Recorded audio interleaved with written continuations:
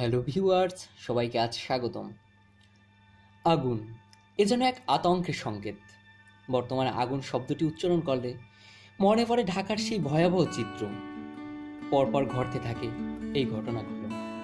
Number ১, 14ই ফেব্রুয়ারি ঢাকার শেরে বাংলা নগর এলাকায় অবস্থিত সোহরাওয়ার্দী হাসপাতালে অগ্নিকাণ্ডের ঘটনা ঘটেছে।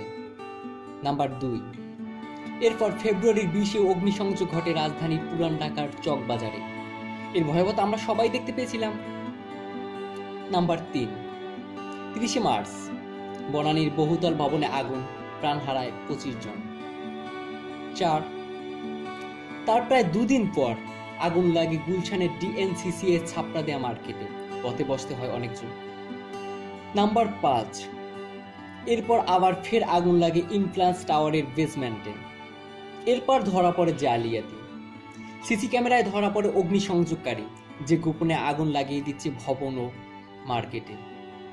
এতগুলো আগুন পরপর লাগার পর গবেষকরা এই ধারণা করছে, যেহেতু ইমপ্লাস টাওয়ারে ধরা পড়েছে জালিয়াতি, সুতরাং তারা এই ধারণা পোষণ করছে এসব আগুন লাগার পেছনে অবশ্যই জঙ্গি বা অন্যান্য সম্প্রদায় কাজ করছে, যেটা আমাদের দৃষ্টির অগোচরে রয়েছে।